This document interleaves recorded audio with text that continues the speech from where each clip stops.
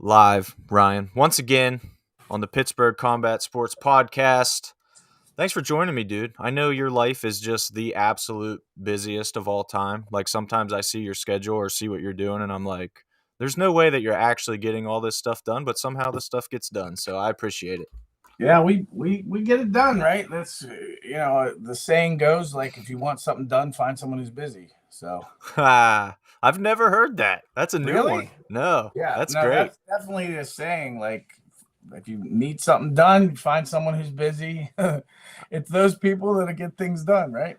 That makes a ton of sense. You know, you're just always full of good little sayings and quotes and everything. Look at you I don't know go. about that. I don't know about that, but Well, today, man, I want to start. We're definitely for people just joining us here on the podcast. I'm sure people are still joining and tuning in while Facebook makes its audience and everything. But for people just joining in, we're going to talk about Brawl in the Burgh 10, which goes down February 5th at the Monroeville Convention Center. Man, this card is absolutely loaded. I know we've been excited about this for what feels like a year at this point. It feels like, we're just dragging towards it. But I will say, we're pretty freaking close right now, man. It's nearing in quickly. Every time I check that calendar, I'm like, ooh, only a couple weeks now. Like it's getting real. weigh-ins are 2 weeks, man. 2 weeks, 2 weeks from today. We'll be weighing in 2 weeks and a couple hours. That's crazy to think of. I think last time I weighed in there, I was 235, and I have eaten and drank horribly over the holidays. So I'm pretty interested to see how much weight I packed on. I might be pushing like the Cody Gamble range at this point. Yeah, well, he carries it a little better than you, but I was gonna say it's distributed a little differently for me, but I think we're in yeah. that same range. Um, well, I wanted before we got started on that, like, dude, I'm still like freezing, and I got inside like half an hour ago. It's Yeah, so cold. it is like what it said. It feels like 1 degree on my phone today. So one My uno. truck's a diesel, and I like cranked it up, and it's like it was bad. Man, and that's like a brand new fancy diesel too. Like Ryan rides in style if anybody's never seen his truck. So if that diesel was struggling, it must have been brutal. Yeah, so it is cold out there. Stay warm, folks. Don't diesels like you got to turn the key just a little bit and let it warm up for a second and then actually start it? Or am I making that up? I'm pretty sure. I mean, I don't Maybe know. older ones? I don't I'm know. not a diesel mechanic, but I'm not a diesel guy, clearly. I mean, I drove a diesel truck for years. I was a big rig driver over the road for South Hills Movers for many years. But I don't I did yeah, I don't know what you're making up. I don't know. I'm going to Google it and send it to you after the podcast so I feel a little less crazy. But for But now, yeah, go ahead. God, no, I was just, like I'm looking at the fight card and I'm getting fired up. All right, well, I want to start with this, something a little different for everybody. We have a giveaway plan. So for people just joining the podcast, if you want to win 2 free tickets to Brawl in the Burgh 10, February 5th at the Monroeville Convention Center, Worthy in the main event. We're going to talk about the rest of the card, the novice amateur portion of the card specifically on this podcast. But if you want to win 2 free tickets, here's what we're going to do. We love MMA. Obviously we are specifically local MMA and a Pittsburgh MMA promotion, but we just love MMA in general. And a heavyweight title fight is, pretty much as good as it gets. So Francis Ngannou versus Cyril Gane this Saturday, UFC 270 main event. Predict that fight, the winner, the round, and the time of, if you think it's going to be a stoppage, the time of the stoppage. And the closest guess will win 2 free tickets to Brawl in the Burgh 10, February 5th. I'm going to pull up here the bout sheet. No, I'm not, because I don't have it, because I'm a horrible planner. But anyway, Francis Ngannou versus Cyril Gane. Predict that fight, the winner, the round, the stoppage, and the time of the stoppage. And the closest guess will win 2 free tickets. If two people pick the same thing, for instance, if you think, Gane's going to win a decision, a unanimous decision, and 2 people say that, 3 people say that, 5 people say that, the first person who said it is going to win the ticket. So that's going to be the tiebreaker in that case. If there's a stoppage, I highly doubt two people will pick the exact time or close to the exact time. But if they do, same deal. The first one to get it in will win. So there's your chance. 2 free tickets to Brawl in the Burgh 10. Just predict the main event of Saturday's UFC 270 main event. And Fred Neal comes in already. Look at that. Look at that. He knows he's like I got this on lockdown. Fred Neal. For being first, Fred, you get to go on the live stream. Congratulations, sir. Francis Ngannou, round 2 knockout, 230. I love what you've done there. You've gone just right in the middle of the round to give you good wiggle room for when it actually happens, whether it happens early or late in the round. You're kind of in a someone's gonna jump on that though and just cut that right in half. Yeah. See, now this becomes Price is Right. Like $1, Bob. This is awesome. But how about that? Like, honestly, think about that heavyweight fight. Like, that's two guys. Like, if you pick a decision, you're going to be alone by yourself. Like, I don't see how those two can avoid like getting hit by each other. Like, either one hits the other, like it's over. Yeah, I think people, Cyril Gane has had a few decisions in the UFC, and he's shown some really technical, polished stand-up for a heavyweight, so people think that he will be smart and kind of pick Francis apart, but it's exactly what you said. He can do that against other opponents, but I don't think you can do that to Francis Ngannou. Like, without wrestling him like Stipe did in the first fight. When Stipe beat him, that's definitely one way to get it done, but I don't think Cyril has that kind of wrestling in his bag. It's like a ticking time bomb standing with either one of these guys. It's just like it's only a matter of time before you move your head the wrong. Like you do something that it ends the fight instantly. It's very important to remember. I think people forget because in that rematch against Stipe, Ngannou obviously got a devastating knockout in that, but just seconds before that, Stipe stung him with a hard shot, and that's why Stipe kind of over pursued him and got a little over aggressive trying to finish the fight and got clipped himself on the way in. So Ngannou, it's not like you said, it's not like Cyril just can't hurt Ngannou. It's not like Cyril doesn't have power and won't hurt him. I mean, they're heavyweights. Like, these guys can absolutely knock each other out with anything at any time. So I'm right with you. I think if you take a decision, if you predict a decision, you will probably be alone with that. And I don't see it happening. I'm not going to share my pick because I don't want to, I don't know. Should we negatively influence anyone? Yeah. I don't want to influence what people are going to say, but we'll just let them predict. But I definitely feel pretty strongly this fight is going one way. I want to give it. I just got back from the barber. I want to give a shout out to my barber, Tony Totola at Maestro's. Nice. In Bridgeville. I said if you make it look good, I'm going to give a shout out. If you make it look bad, I'm going to give a shout out. So you be the judge. I don't know. I think it's pretty good. He's a good dude. I mean, if I live closer to Quincy McCombs, then that would be my guy. But that's a hike. So that's what I was just going to say. Quincy is going to be a little hurt maybe by that. I have driven up there to get my haircut by Quincy. But that's a hike. And so I don't, that's a luxury I don't really have. Love the dude though, but look at these guys. Why didn't he make you look like one of them? I mean, that has nothing to do with the hair. Those guys have a face. I have a face for radio. This ain't your dad's place. That's good to know. They got beer? Yes, they do. Shh, this is my kind of barbershop. Yeah, I might have to check this out. My hair is obviously getting. I wasn't going for an 8 a.m. beer, but yeah, I mean, you only live once, Ryan. For sure. That's good. So shout out Maestro's barbershop. No, seriously, they're the best barbershop around, like in the South Hills area. They're awesome. Yeah. But if you live near Quincy, like you gotta go to Quincy. He's the man. That's awesome. So that looks good. The haircut does look good. I will admit, we bust each other's chops all the time, but it's looking good. You're looking super fresh there. Well, I mean, you kind of have to say that, but you can tell the truth at some point later privately to your wife or something. Fair enough. So just to recap this real quick for you guys, we're giving away 2 free tickets to Brawl in the Burgh 10. It's February 5th in Monroeville at the Monroeville Convention Center. Just predict the winner of Saturday's UFC 270 main event between Francis Ngannou and Cyril Gane. Predict the winner, the method of victory, the time of victory, the round.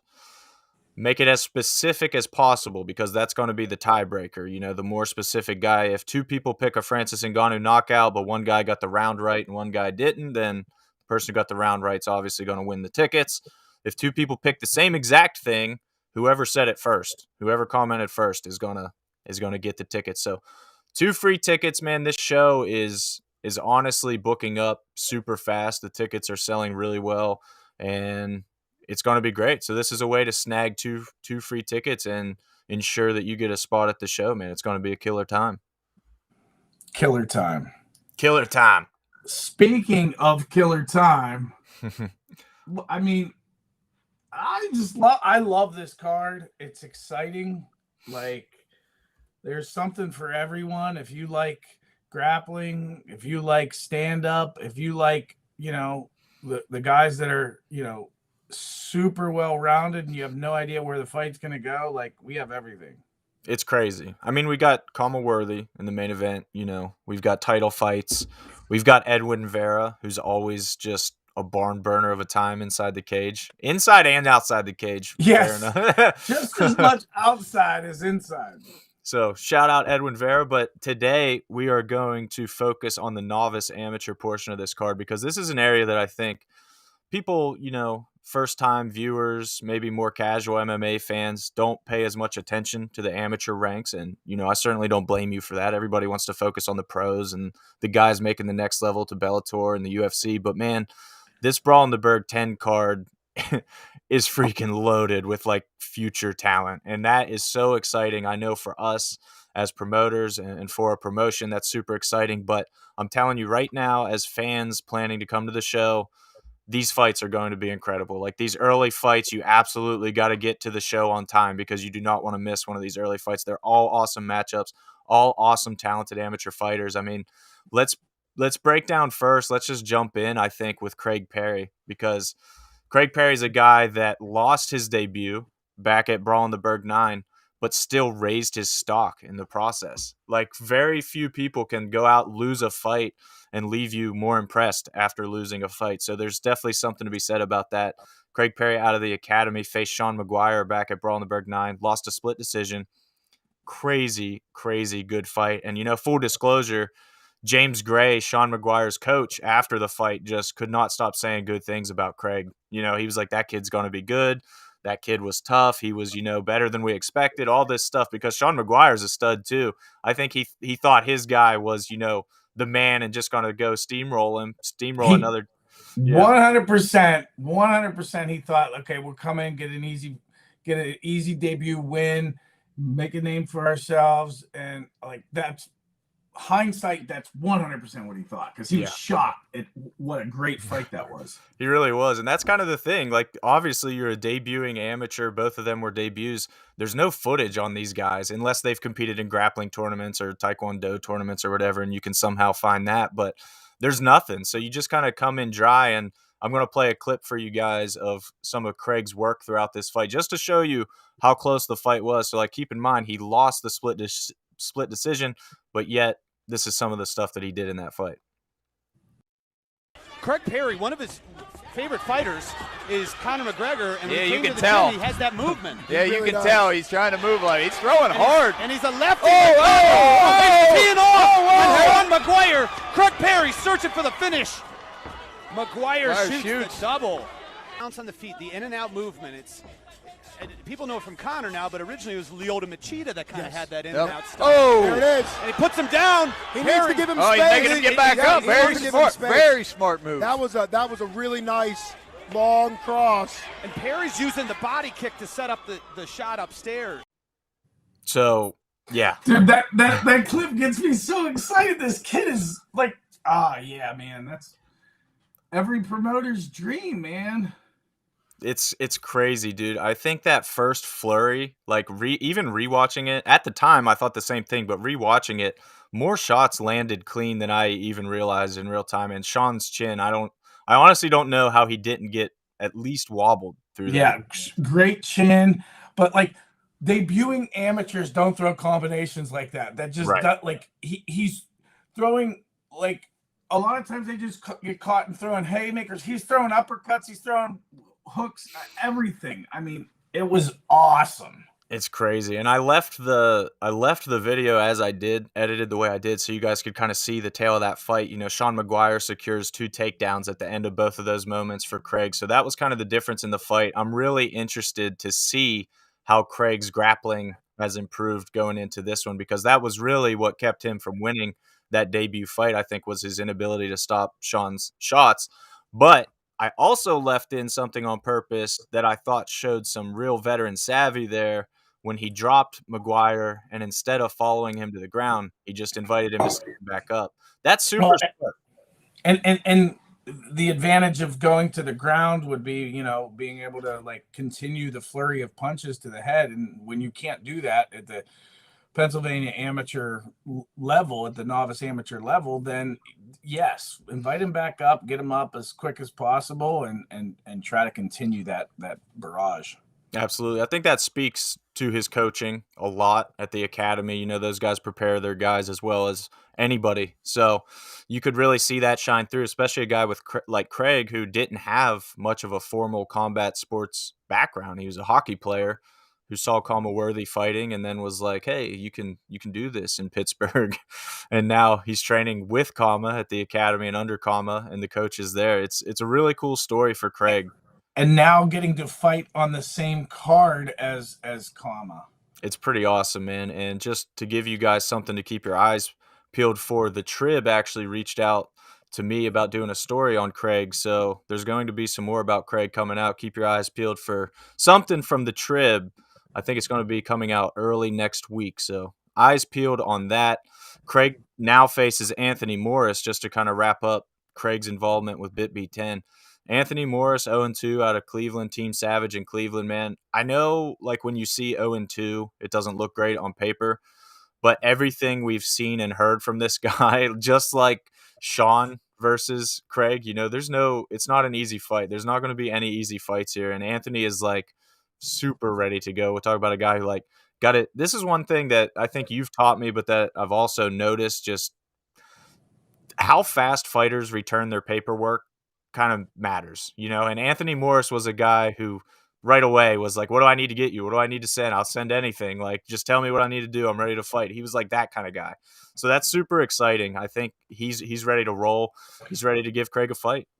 Tough kid, 27 years old, has fought twice in 2021, you know, made his debut and then followed that up with another fight, and has improved both of his fights. Fighting, you know, this is a battle. I think it's going to be a nice test for Craig, and these two are going to light it up.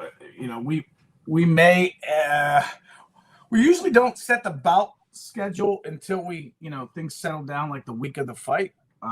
But there's a pretty good indication that we may you try to lead off the card with an exciting fight, get the fans into it. And I think these two are going to bring the heat. So there's a pretty good chance we could lead off the card with this fight. That makes a lot of sense. And again, you know, just to share some behind the scenes goodies for you guys.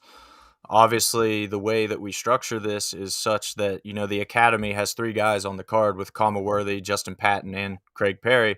So we want those bouts spaced out as much as possible. Obviously, we can't space out Justin Patton and Kama too much in the pro card. You know, they're both going to be towards the end. But starting out with Craig would be a good idea on that front too, because it would give the Academy plenty of time to get Craig in there fully prepared and then get back for Justin's fight when he's up. So it makes sense on several levels. I mean, it's going to be awesome. Malik Epperson says, good morning, gentlemen. Good morning, Malik. I don't know who he's talking to. Yeah, I mean, he must have seen those pictures of Maestro's barbershop. Yeah, they're gentlemen that were pictured that have, like, you know, faces for TV, not radio. Absolutely. So Malik, fun fact, won tickets to either BitB 9 or 8. I forget at this point which one he won tickets to, but definitely one of the last. Man, you got a good memory. Yeah, one of the last shows in Monroeville. So Malik, if you wanna try to win tickets again, if you're just tuning in, we are actually giving away 2 free tickets again. You just got to predict the winner, the method, the round, the time of UFC 270's main event between Francis Ngannou and Cyril Gane. So tell us who you think's going to win, how, and when. And if you're the closest, you're going to win 2 more tickets. So there's your chance. We just talked about Craig Perry, Ryan. Who do you want to talk about next? I'll let you decide. I say let's go Kojo. Kojo and Sam Wabi. Nice. I like this one. These two are both gamers, man. Kojo, so we'll start with Mike. He took a fight like in the next weight class up at 185 against Jay Manning. And this is back in, I don't have anything in front of me. Back at maybe BitB 6. It was during the pandemic. I don't think there was a crowd for the show. And he came in and so Jay Manning, there was a bunch of like hype over. He had taken a previous fight in Brazil. It was not sanctioned. It was a pro fight. And so the Pennsylvania State Athletic Commission, it does not recognize that, does not acknowledge that. And so he's back at amateur here in the States or in PA. And so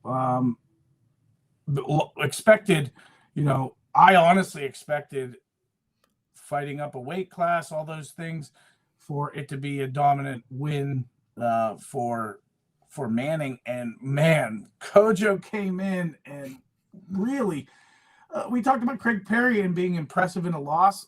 The same thing exists for Kojo. Man, that dude was game. He was extremely talented, extremely exciting, great competitor, and sky's the limit for this kid. Man, that was such a good breakdown. I feel like I don't have a whole lot to add because you stole literally all of my talking points that I had for Kojo, specifically the point you make about him also raising his stock in a loss, which I think is very interesting. Him and Craig, both able to do that, as you said. Jay Manning is no joke, man, and especially for a debut, to draw that guy, a bigger guy, a more experienced guy, and to hang right in there and give him, it was a super close fight. Like, you guys, if you haven't seen it, definitely go back and watch it in our video on demand library before Kojo's fight, February 5th. Kojo's legit, man. He's competing all the time in both grappling and Muay Thai. So I think it's really interesting when guys do that. Back in the day, it was kind of just like you're a wrestler and that's what you do. And you focus on your wrestling and you try to build your MMA game around wrestling. But now we're seeing so many guys who do it all and compete in specific combat sports all the time that, just stand up, just grappling. So Kojo is one of those guys who you can count on to be very well-rounded, very prepared. And he's training at American top team Happy Valley now, which I know if you've listened to the Pittsburgh Combat Sports podcast before, you've heard us talk about them a lot. Moose was just on the podcast last week, and national champion boxer out of Penn State University. You may have heard of Penn State. He was good. 2-time All-American. Dude's awesome. He's 1-0 in his MMA career. Sorry. I had to do the "we are" Penn State thing. We'll pretend that didn't happen, but otherwise, don't be jealous, hillbilly. Yeah. So anyway, ATT Happy Valley, they're doing great things out there. They got Bo Nickel in the stable too. So you guys, I would assume you know who Bo Nickel is. We don't need to introduce him too much. Anthony Cassar, Jason Nolf, all those guys, their coaching is super top notch. I'm just excited for like ATT Happy Valley to start making more of a name for itself too, because they're so young, still starting, and Kojo is going to be, representation of what they got. And good. They got the right guy there too with Marcel, man. He's awesome. A firecracker. He's awesome. Great coach. Yeah, Marcel's amazing. And throughout all of this, the one thing that I definitely don't want to do is undersell Sam Waby either. We haven't even started on him because that dude's a terror. Right.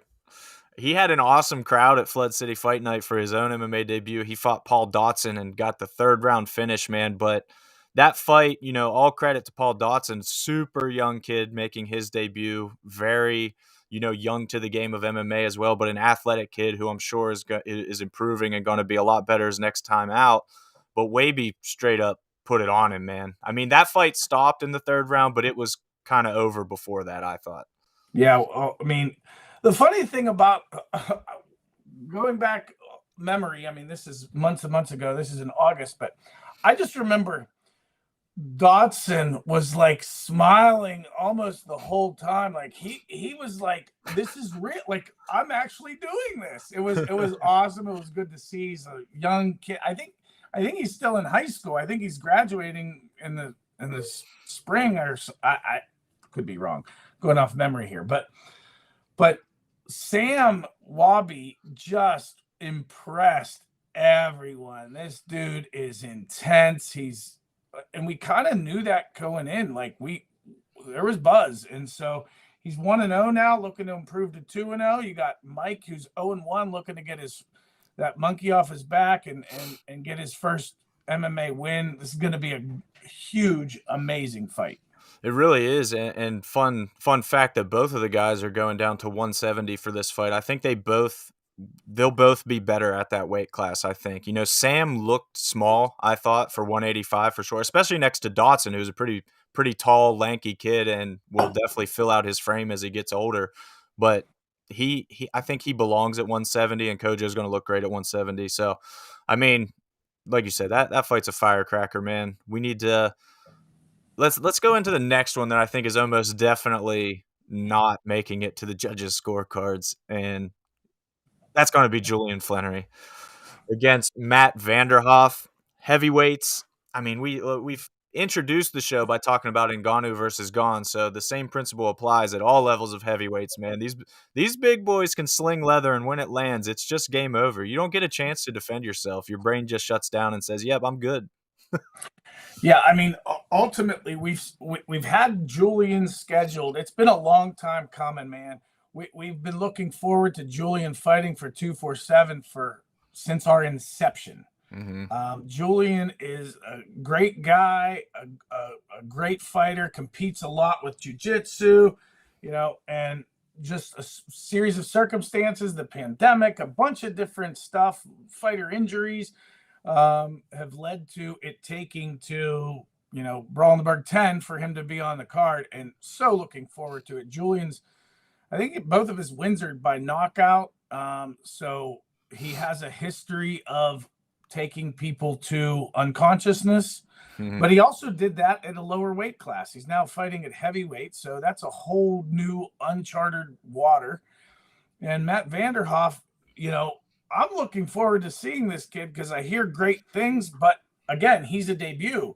And so you don't really know what you're getting into until that door closes and those two go at it. It's going to be awesome, man. I think Matt, you know, everybody is probably slightly familiar at least with Julian training out of the Matt factory. Like we said, has 2 knockouts already. He's doing great things. He's another guy who competes in pure grappling tournaments as well. He's super well-rounded. But Matt, I mean, he's like you said, kind of the great unknown coming in here. But what he has going in his favor for sure, his team there at Amviares Boxing. I'm not sure if I pronounced that right. Sorry, guys. But if it was right, you're welcome. But they're a great team, man. They really impressed. They impressed me, at least. I won't speak for you as well. I'm sure I can, though. They were super impressive guys at BitB 9. They had Nathan Kubaski on that card, and Nathan Kubaski made his debut against Ricky Clayball and looked phenomenal, man. Like, I know we talked about that fight immediately afterwards too, just being crazy impressive debuts. Kubaski looked super well-rounded, super polished. He was super comfortable all fight week, which I love to see. I love to see guys come in with smiles on their face, ready to roll, kind of in the zone, but not scared, not timid. For a debut, man, you can tell they prepared him extremely well. So I can only assume they're doing the same with Matt. And, man, if Matt is as game as Kubaski was and that all pans out like that, this one is going to be freaking awesome. Well, and this is a testament to the gyms here in the area and the gyms we work with from out of town. Like, I would challenge anyone to go to compare our debuting amateurs at 247 versus any debuting amateurs at other shows, and these guys are ready, man. The gyms, the Mat Factory, they get these guys prepared. They're not walking in like a deer in headlights. these guys are ready to go. They're not like a lot of amateur fights I've seen for other promotions, like, and it's kind of you kind of expect that. You see kids that just don't look like they're still finding their way, don't really know what they're good at. Like the guys that they have debuted for us have looked well beyond their years. And so that's exciting. There's a lot of young talent, man. The sky's the limit for the gyms here, and the competition here at 247 is just awesome at every level. And so there's just so much to be excited about. It comes back to exactly what you said, man. It's the gyms around here, and I know I just wrote that blog post as well about the gyms in Pittsburgh, and that's it, dude. Like, how could you go into the Mat Factory, have a fight camp, and not get better? Like, you're training with those guys nonstop. They're a stable of killers there. How could you not? If you're training at the academy, you have to get better or you're going to quit. Like these are the options. If you stick it out, you're going to get better. It's a fact. Like we've seen it time and again. So these gyms are incredible in Pittsburgh right now, man. And the scene is buzzing. It's so fun to witness. And this fight, this Julian Flenery versus Matt Vanderhoff matchup, that's going to be a great representation too, because it's an established gym that everybody knows in the Mat Factory versus one of the up and coming gyms that has impressed us early on. So in MVRS boxing. So I love that. I love seeing this kind of matchup, and that's going to be fun. I mean, a heavyweight fight's always fun anyway, but this one's just got a little extra juice, I think. Yeah, you mentioned the article you wrote about the gyms here in Pittsburgh. Guys, if you are not like, you love MMA and you're not in shit, like get into one of those gyms. Check out the blog post that Hunter wrote on 247fighting.com.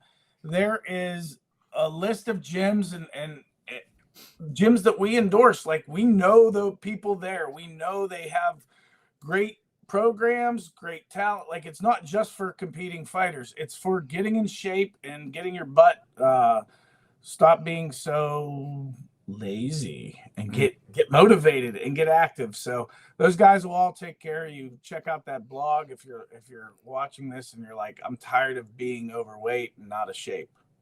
Yeah, and like the real awesome thing to mention is that these gyms they're super used to people coming in who have no intentions of ever stepping in the cage or the ring or anything of the sort and just want fitness, instruction, they want some routine, they want to learn the martial art. They can tailor programs for you and they'll have training partners for you whether you actually want to fight or you just want to get in shape. Like you don't have to come in with intentions of making it to the UFC or something like that. It doesn't have to be intimidating like that. Although if you do, we'll have opportunities for you to compete. That's absolutely true. So here's the blog post. It's on 247fighting.com. You just go to the little About tab, go down to blog, and then it's on our blog. So here it is. It's also been posted to all of our social media, so you can find the link there. If you guys want to read it, I put, contact information for all the gyms, their address, things like this. Anything you need to get started. We want to make it easy for you. And like Ryan said, we're not just throwing out gyms for the sake of throwing out gyms. These are gyms that we've worked with, that we know the head coaches, that we have relationships with, that we would trust sending you to. The last thing we would want to do is send you to a gym and it ends up being like Napoleon Dynamite's dojo, like some dude in America pants throwing roundhouse kicks. Like it's not what we're after. We want you to get real good instruction. And thankfully right now in Pittsburgh, there is an abundance of that.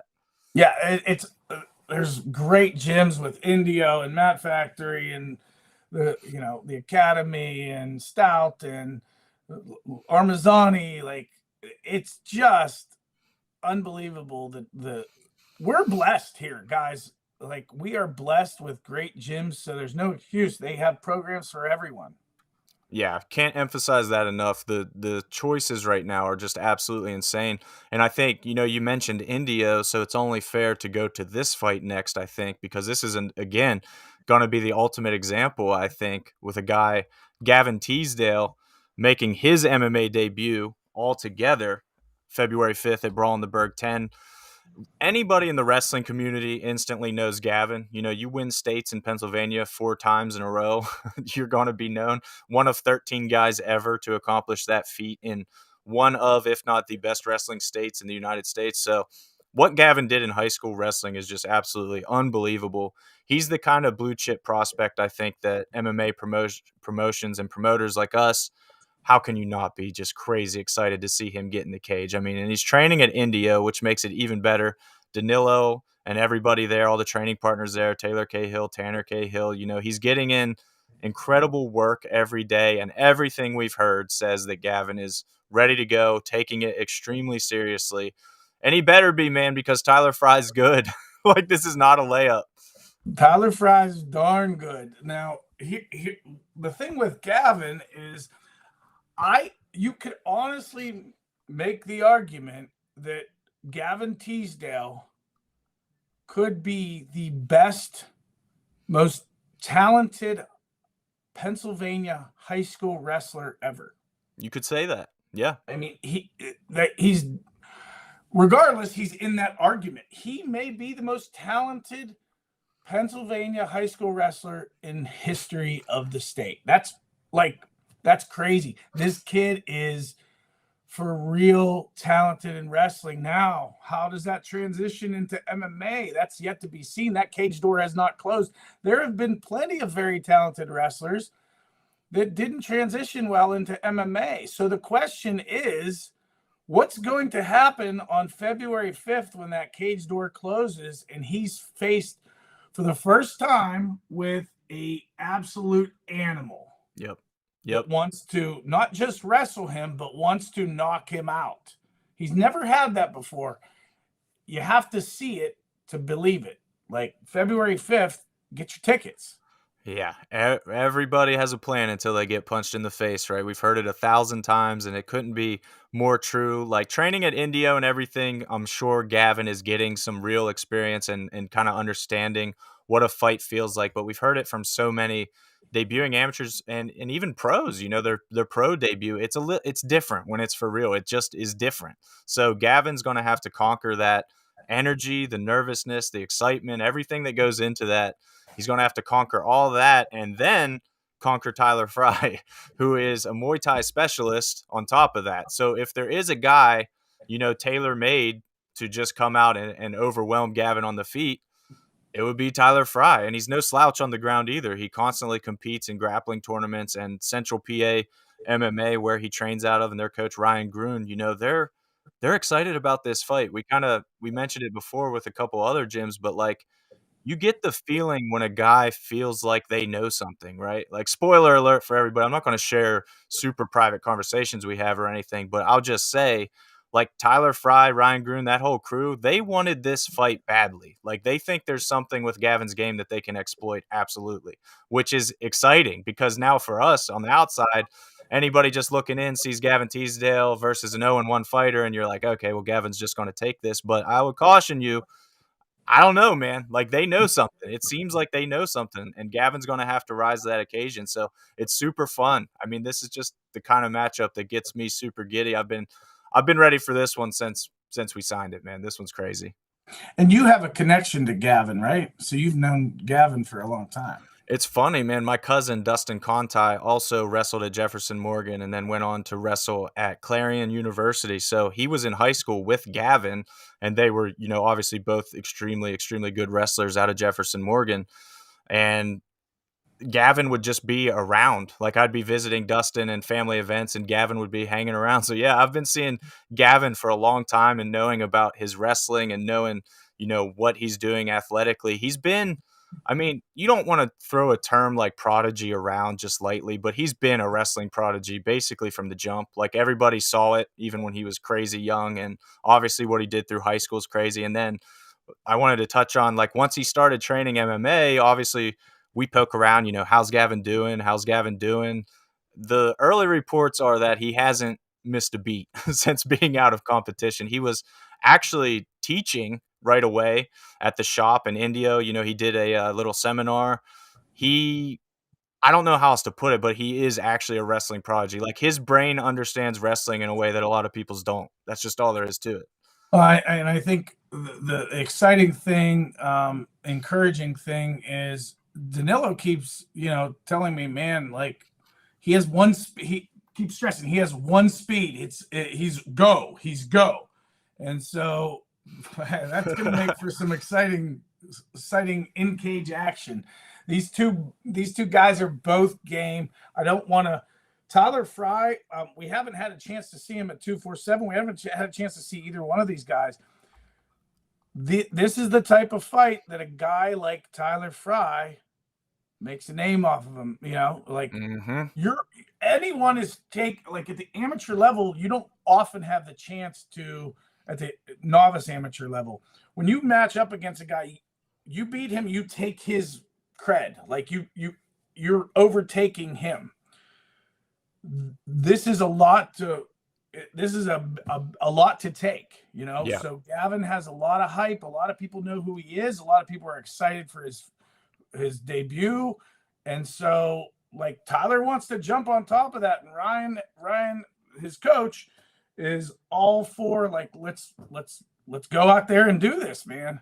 And so he messaged us the other day, man, like, Gavin, hope we see a lot of hype for Tyler when he wins this fight. And we said we're going to give him hype anyway, but he wins this fight, he's going to get plenty of hype. There's no doubt about that. Yeah, it's a super unique opportunity, like you said, for a novice amateur to have this kind of stature and name for himself like Gavin does. There's a lot at stake for both guys. Gavin has to defend that, obviously, and Tyler can steal it. I mean, this is the ultimate kind of novice amateur fight with high stakes. And one thing I'll say is, like, whoever loses this fight still is going to be a top prospect, I think, because of the nature of the fight. Like, there's a lot at stake on both sides to where whoever loses will have plenty to work on in the wake of it. Like, it's not like they're going to go out and prove that one guy just doesn't belong in the cage or anything like that. Like, either Gavin's wrestling and athleticism and background is too much for Tyler Fry, or Tyler Fry's experience and stand-up is going to be too much for Gavin.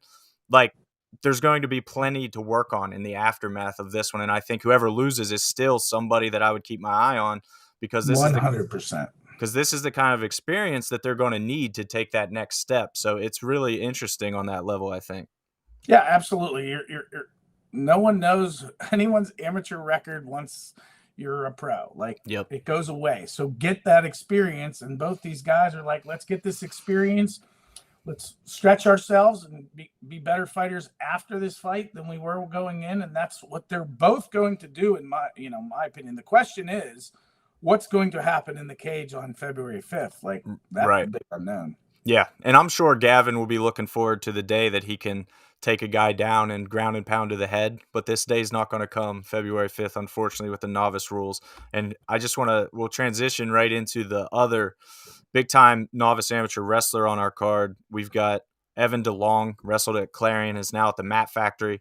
He's 1-0, and he's facing Kenyon Moore out of Teixeira MMA and Fitness up in Connecticut. And yes, it is that Teixeira, Glover Teixeira. Everybody knows that name in the MMA world. So obviously training there at that gym, Kenyon's going to be well prepared. Evan, though, is nearing in on the ability to ground and pound to the head, which is exciting. This will be his second fight. Not yet, though. Not in this one. But Evan, I think, impressed a lot of people back at Flood City Fight Night with his control, with his poise. But I'll say I just rewatched that fight. His stand-up was better than I remembered it being, to be totally honest. At Flood City Fight Night, I remembered it being kind of like what you expect a collegiate wrestler making his transition to MMA, heavily reliant on the wrestling and the grappling, kind of timid on the feet, wanting to just get the fight to the ground. But he had some polished stand-up, man, threw a lot more kicks than I remembered, and obviously got the dub that night. So I'm really excited to see what kind of strides he's taken, and he's got the right dance partner, man. Again, not a layup for Evan DeLong in this fight by any means. Kenyon Moore's 2-0, both finishes. This is going to be a great fight.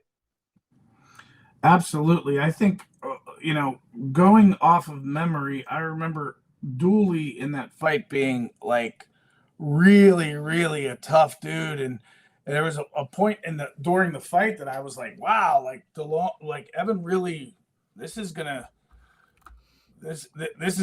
stretching him. This is really, a tough fight. And ultimately, he obviously came out on top and got the win, and got the decision win. But both of these guys, they're two undefeated guys, both, looking forward to building on a career and getting better and better. And, the cool thing about Kenyon is this isn't necessarily a rule set that he's excited about.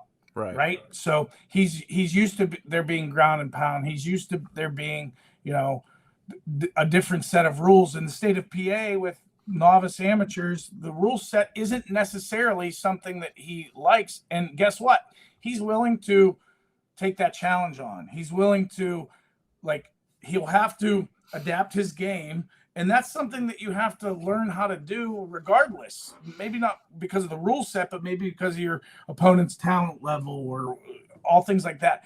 Being willing to accept that fight, even though the rule set or it might not be the perfect scenario for you. Like that to me means a lot. Like he wants to challenge himself. He wants to get better. He's not real concerned with just getting wins. He's concerned with positioning himself to be the best martial artist he can be. And that's gold to me. Yeah, it's a super interesting point, I think, made doubly so because Kenyon actually won his amateur debut with a head kick. So that's obviously something that he likes to do, that he's comfortable doing, that he can use to great effect, but he's not going to be able to do that against Evan DeLong. So he's going to have to make some adjustments to his game, which I think, like you said, presents a super interesting challenge for him and his team.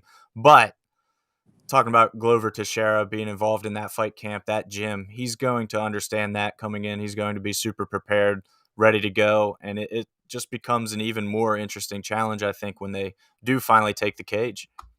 Yeah, and just a quick side note, Luke Payson over at MMA Fancast has interviewed a lot of these guys in preparation. So if you want to hear any of those interviews, the YouTube page for MMA Fancast, you can hit them up. Just off the top of my head, I know he's talked to Gavin Teasdale. I know he's talked to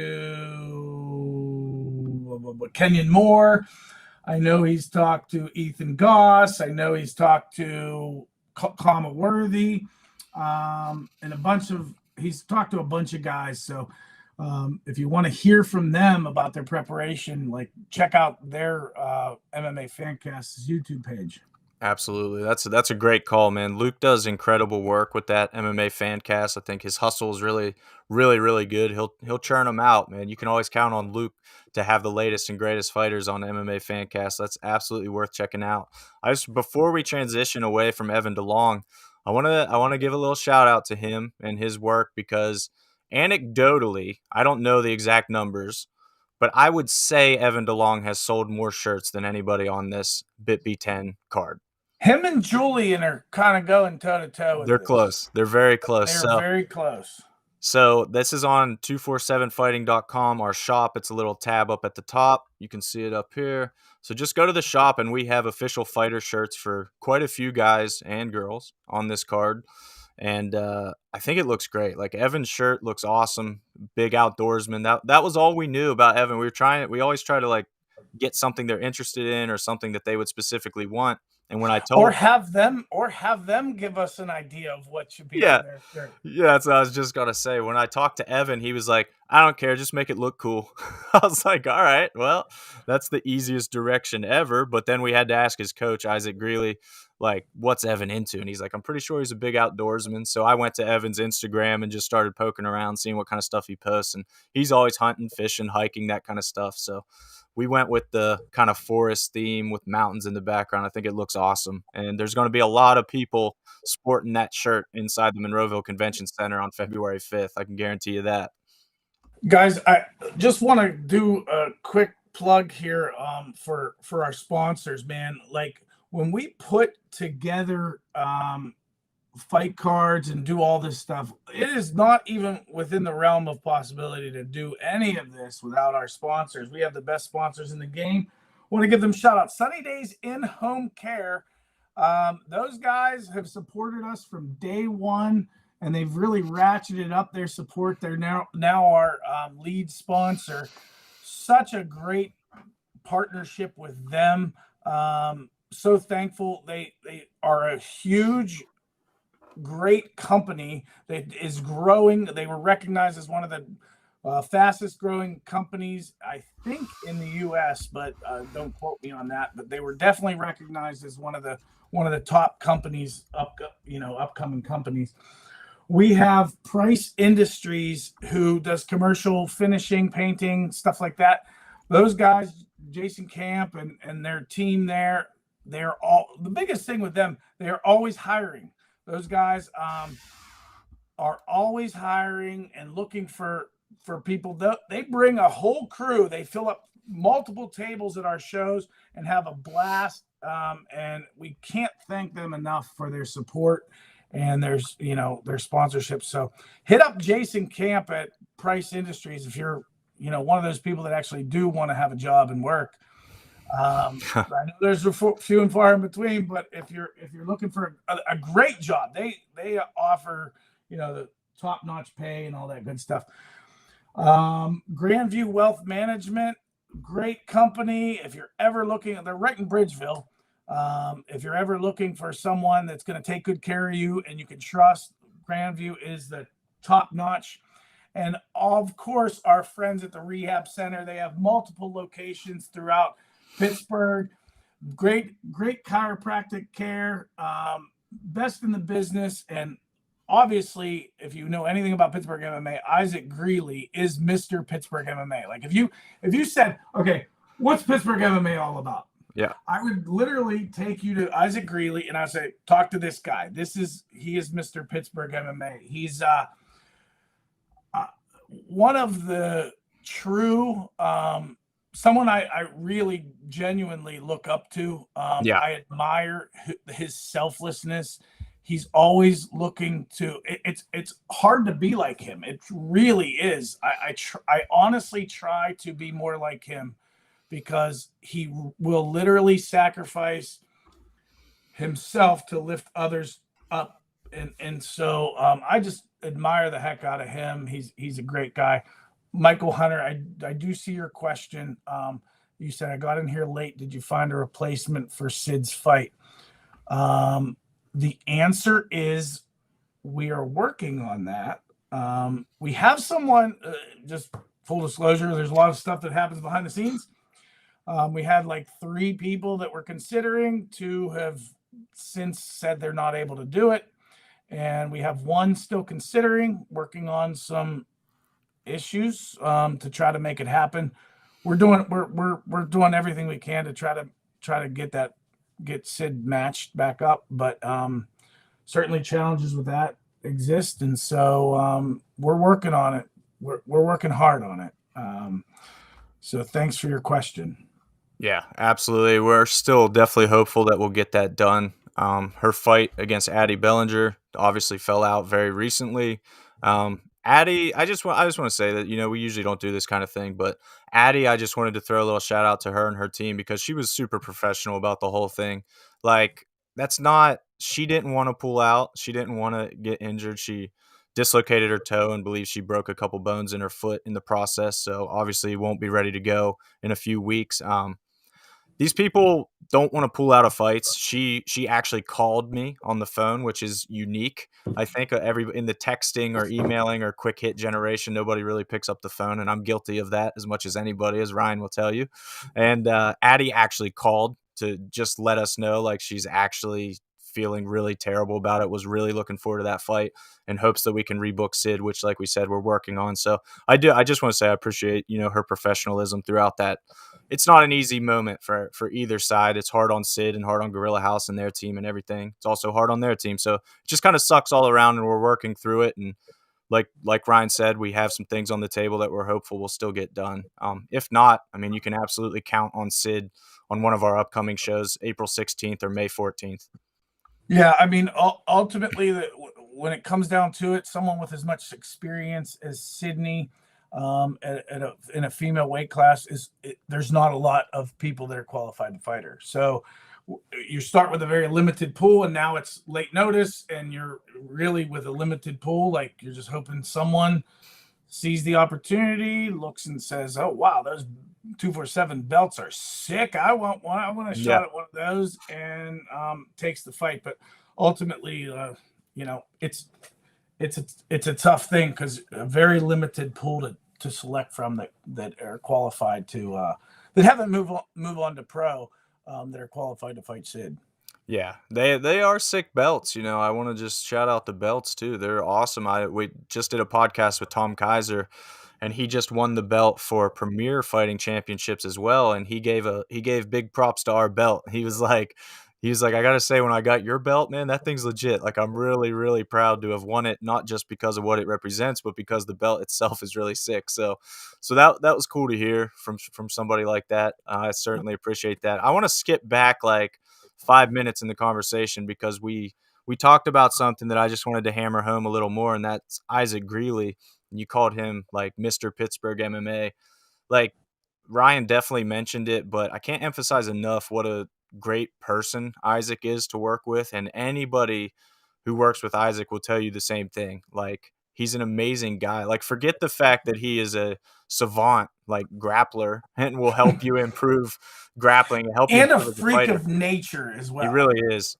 I don't know, like, he's not going to age. He hasn't aged since I've known him or known of him, and I'm just positive he's going to be that 80-year-old guy that's still crushing triathlons. Well, he's going to eventually give like the secret. He's taking, like, he has like the chiropractor, like the doctor, like he has like this something he's taking that like he's going to live forever and be like, at the Atlas. Like, dude's ridiculous. It's nuts, man. He's, like you said, he's a freak of nature. That's the perfect way to describe it. But I had a conversation recently with Cody Law, the undefeated Bellator fighter, and he trained under Isaac and still trains with Isaac when he comes back home. He's at American Top Team down in Coconut Creek, Florida, primarily now, but when he comes home back here, he still goes to the Mat Factory and works with those guys. And we were just talking about Isaac, and Cody, shared some things with me that just opened my eyes even further to what kind of guy Isaac is. All these people who are close with Isaac, man, he truly is just an incredible person and a man of faith and true moral character. And it's awesome to see. We're not going to turn this into the Isaac Greely show by any means, but I just wanted to hammer that home, man, because it's awesome to work with guys like that and gyms like that. And we're seeing that across the entire Pittsburgh MMA landscape now. There was a time where I think everybody was at each other's throats and it was all cutthroat and things like that. And that's something that we've hammered home from the jump here since I came on board with 247, Ryan, and I'm sure that you've been doing it well before that. But this idea that we can build the Pittsburgh MMA community together without tearing each other down in the process. And it's going to take guys like Isaac, guys like David Sachs at the Academy, and all these guys in the Pittsburgh MMA scene to make that happen. And I mean, you look around and it's clearly happening. And that's just really cool to see. And that's the thing. Like, when we started this thing, that was a part of the vision. And I'll be the first to say I've made some dumb mistakes along the way. Like, I've done some things relationally that were just stupid. Like, I like to think it was out of character, but like, I've made mistakes and I've learned some hard lessons. And ultimately, like, we're focused. We're focused on us all growing together, and anyone that wants to jump on board, the door is open. We love to help build this thing and make Pittsburgh MMA. There is no reason, I've said this from day one, there is no reason why Western Pennsylvania should not be a Mecca for MMA. Kind of like there's different pockets. Like, when you think about MMA and where it's like there's a little pocket, like you think of Albuquerque, right? There's this Mecca of MMA talent that comes out of, the Jackson Wink camp and down in New Mexico. There is no reason why Pittsburgh or Western PA or, this area should not be that same way, just spitting out talent constantly. And I see that happening over the course of the next couple of years. Even now, like, all those seeds are starting to like grow. Like, it's just the sky's the limit. And I think if we work together, like, the gyms are already working together. If we all, work together, I think we can build this thing and make Pittsburgh MMA just skyrocket. And that's what we hope to do. Yeah. I mean, we started the show by talking about all the novice amateur talent on this card. And that's just a perfect representation of what you're saying. Like, you can see it starting to build for sure. You can see especially at that, I feel like debut one fight range. The talent of these guys is up here now, and it keeps creeping up. Every fight card, the guys keep getting better that are coming in, and that's how you get better pros. That's how you get better fighters to continue their career and move on to that next level, that Bellator UFC level like everybody wants to do. We're going to start seeing more guys hop to the big show, I think, in 2 to 3 years. In 2 to 3 years, you're gonna start to look back at these early, 247 shows, and you'll be able to just pick names out like, "Holy crap, can't believe he fought for 2 for holy crap, can't believe she fought for 247." Like that. That's crazy that they all started there. Like, that's gonna start happening again, I'm positive. Yeah, it's exciting. It's an exciting time. I think that there's a lot to be excited about, and it all boils down to February 5th. There's a lot to be excited about. This is a card that's you're going to look at this years from now and you're going to say, wow, like, I can't believe this was all in one card. Like we said with that Pinnacle 1 card, like the original Pinnacle card. Oh, unreal. It's, there's Michael Hunter says, I see Jasmine, I don't know how to pronounce her last name, Jurdavicius, something like that. Close enough. Is fighting in the UFC this weekend. Sid went to a decision with her. Yes. Actually, Sid said, that's a fight she wants back. She wants at some point to face her again because, there were things that she felt like I learned a lot in that fight, and that she feels like that's definitely a fight she wants back. Now it's a matter of, does Jasmine have any reason to want that fight again as well? So, when you're taking someone's clout, like that's all a part of it. Why face someone that you've already beaten? Like, what do you have to gain? Like, that's what you got to figure out. Exactly. I mean, it would almost have to happen in the UFC at that point because of exactly what you said. Like, Jasmine doesn't have much of an incentive for it, but if they're both there and they're close in the rankings and it makes sense, then it's going to happen. Well, the only other way I would see it outside of the UFC is if, Jasmine, didn't have success immediately in the UFC, drop back down, and then they're both trying to elevate themselves back to the UFC. Right. But yes, Sid was actually Jasmine's last fight before she went pro and then began her pro run. So Jasmine, obviously a very good fighter, but that, again, like, what a perfect point to make there, Michael, because we were just saying how you're going to be able to look back on fight cards and the talent on these fight cards and say, holy crap, that person's there. Like, Jasmine's the perfect example. Like, it wasn't necessarily Sid from this region that we're talking about, but it was Sid's opponent. Like, those are the people that Western PA can start bringing in, and that's exactly what we're trying to do with 247 with our fight cards. And February 5th, definitely a step in that direction, man. We're crazy excited about the matchups that we've put together here. And Michael stated every match is a barn burner. You're right. Like, these are all fights. You're like, I don't know, like, who's going to win this fight. Like, they're all great matchups. That's what we want to do. We don't want people to look at our cards and say, oh, like, these are easy to predict. Yeah. They're really not. Tough fights. Dude, and I know we talked about it earlier, but how crazy is that like Gavin Teasdale's MMA debut isn't easy to predict. Like, that should be a guy that comes in and you're 100% positive is going to steamroll whoever he's against. But with Tyler Fry, I'm not positive about that. You know what I mean?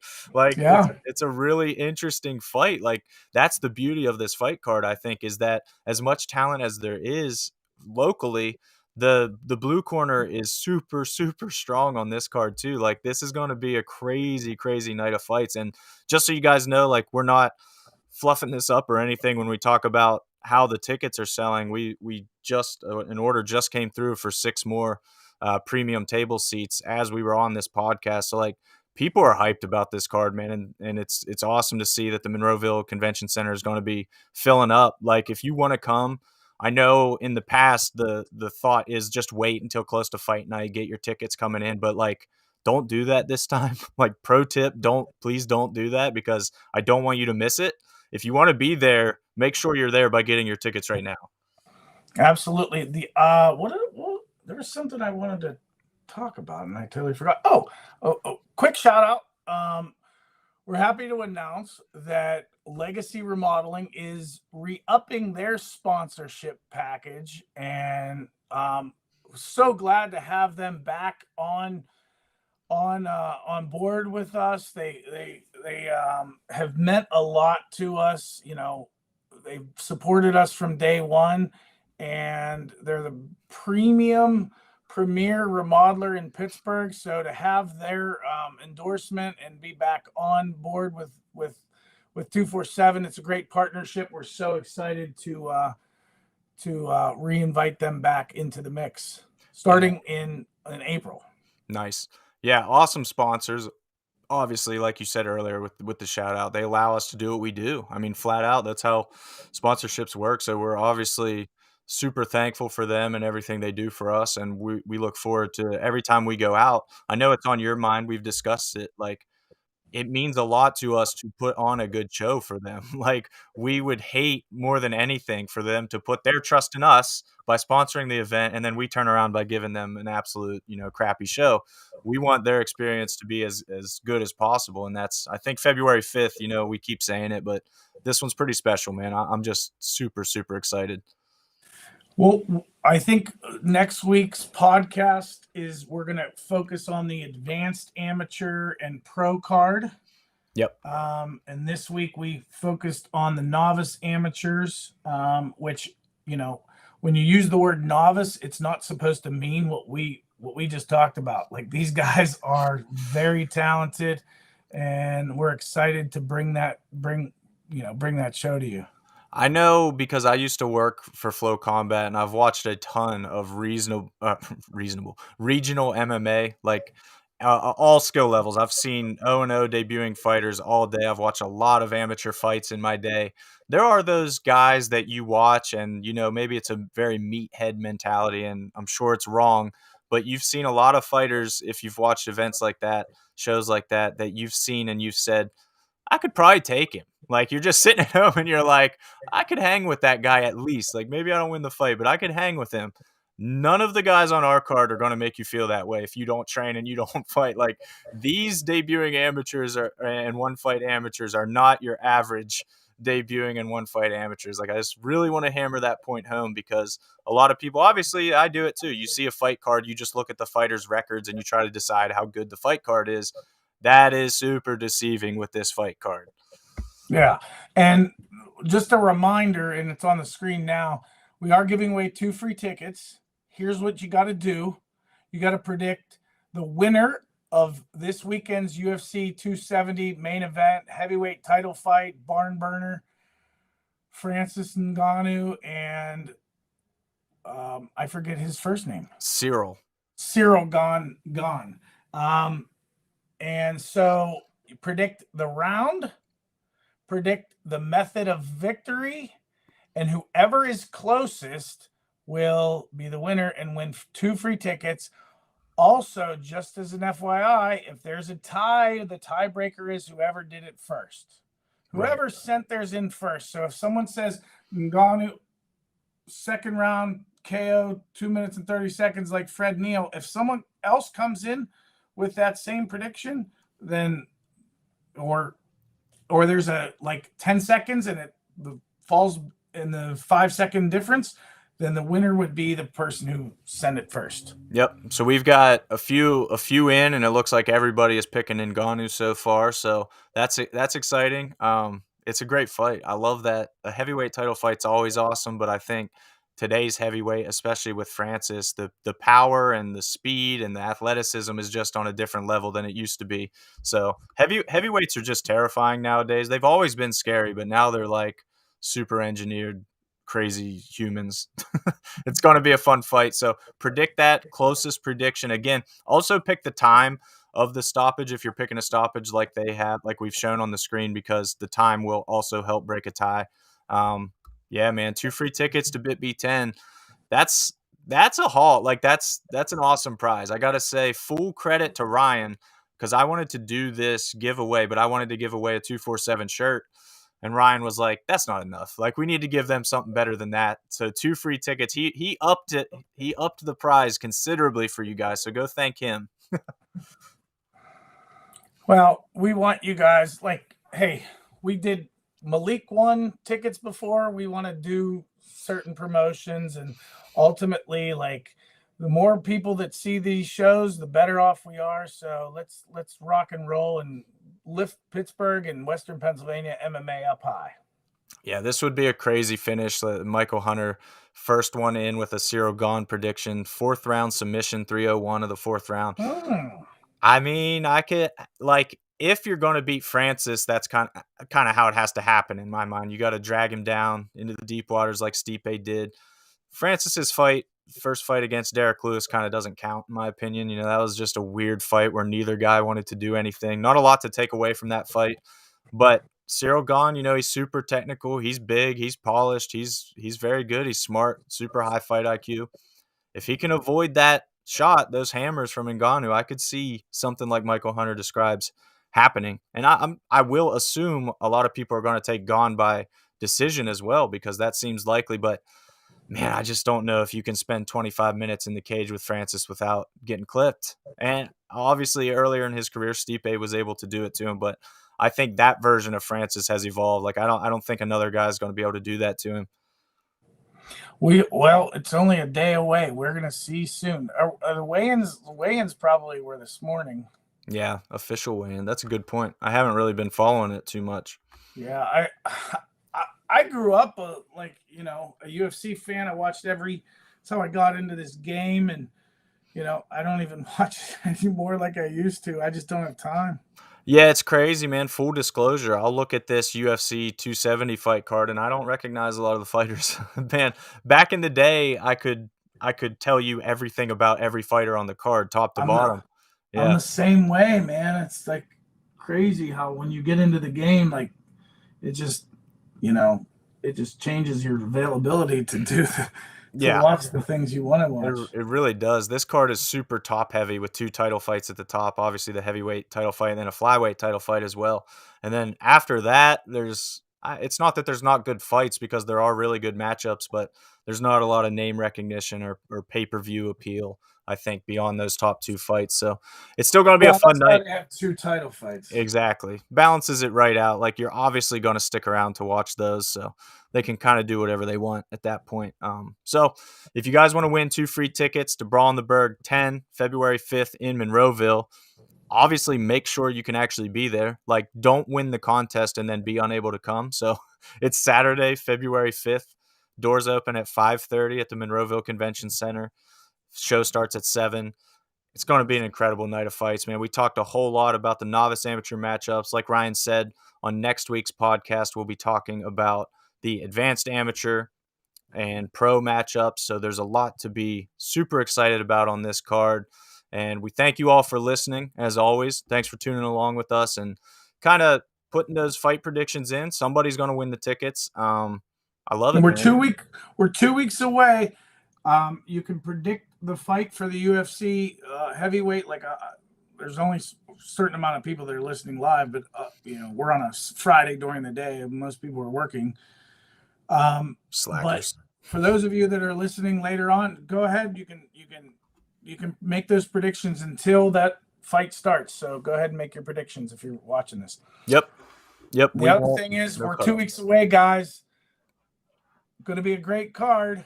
If you want, get tickets, 247fighting.com. Now's the time. Absolutely. Ryan, thanks for joining us with that fresh haircut, man. It does look good. Now I understand. Maestros. I understand, because I got to say, Ryan before was like, I got a haircut. Can we do the podcast after that? And I was like, why is this haircut such a big deal? But then I see how good it looks, and I'm like, oh, Ryan just wanted to show me up on the stream with his fresh haircut. I get it. See, here's the thing. Maestros is not a sponsor. It's just a guy that like runs a great barbershop that's down the street, and Tony really needs to step it up and just become a 247 sponsor. That's ultimately what needs to happen. I'm calling you out, Tony. I'm gonna literally cut this clip.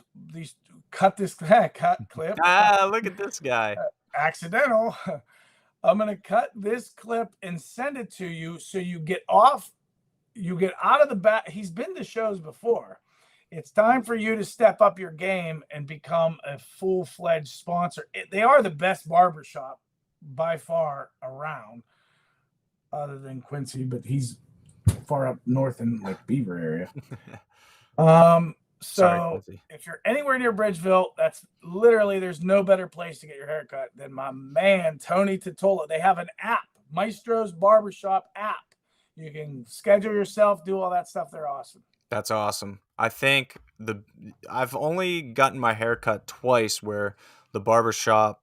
That's all you needed to say. That's just, yeah, I've only gotten my haircut twice. Yeah. Where the barber had beer. And I got to say, if you're a fan of beer, if you're a beer drinker, that's an experience that you got to seek out. I know it might not seem like much, but like that's one surefire way to elevate your barbershop experience is with a beer in your hand. Yeah, it makes you realize, like, oh, I can't tell if they did good or bad. And I don't care. Yeah, and I really don't care. So it's perfect, man. Thanks again, Ryan, for joining us. And thanks to everybody who tuned in live and will be watching this on demand or listening on demand.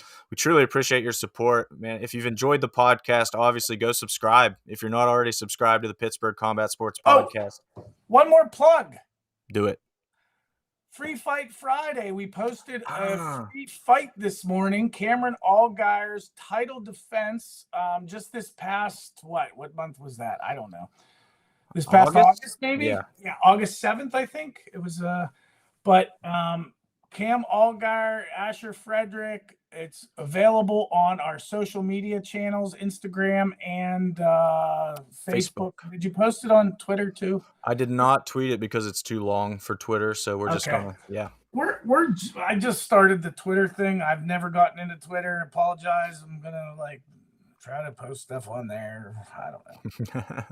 I mean, Twitter is useful, I think. You know, I use Twitter a lot personally. But you have to use it on, the 247 one now. Exactly. Let's build that up. I don't know. Yeah, I just can't get into it. It's hard. You're not a Twitter guy, but yeah, here's Cam's fight against Asher. As you can see, I'm just going to skim through some parts for you. The full fight is up and free on Facebook and Instagram. Like Ryan said, go watch it. Cam obviously defends his title. So spoiler alert, defends his title February 5th at Brawl in the Burgh 10. And we're stoked. Cam is fighting. We'll talk about it next week. I almost started to just go because that fight is crazy interesting. We're going to talk about his upcoming fight next week. So live at 10 a.m. Friday morning podcast. I think that's what we're going to try to do the podcast on every week now. That's funny. Ryan, listen, fair enough. Ryan is a big planner. There's a reason why he is successful and really good at what he does. He's very planner oriented, and anybody who knows me knows that is not what Hunter does very well. So we are trying to get on a podcast schedule, and I do think Friday morning at 10 a.m. is awesome. So you guys can count on this in the future. Friday morning at 10 a.m. we'll have the Pittsburgh Combat Sports Podcast for you. And go subscribe. That sounds great. Yes, it's also don't think we just stream live and it's only on social media. It's on Stitcher, Apple Podcasts, Google Podcasts, Spotify, whatever. Basically, wherever you want to listen to your podcast, you can find it. Go subscribe to it. Get all the updates. We are giving away 2 free tickets to BitB10 on this one, but we've given away shirts and tickets on past ones as well. You know, we're always trying to think of little things that are exclusive for our podcast listeners to get into. So if you're not subscribed, do that, please. We've had John Anik, Isaac Greely, Chris Dempsey, Adam Milstead, Moose. We've had awesome guests. I can't even name them all. This is our 21st episode, and we've had awesome guests, and that's only going to continue. So we're building something here. It's fun to see. Our podcast is old enough to drink now. Exactly. It could go to Maestro's Barbershop. Yeah. Our podcast could get their haircut and have a drink at Maestro's. You love to see it. So thanks again, everybody that joined. Like we've said repeatedly, BitB10 tickets are on sale now. Highly recommend getting them if you want to be at the show. Next week, we're going to talk about the advanced amateur and pro portion of the card, which obviously has some exciting, juicy matchups going on there. We're stoked to talk about it next Friday at 10 a.m. We'll see you guys then.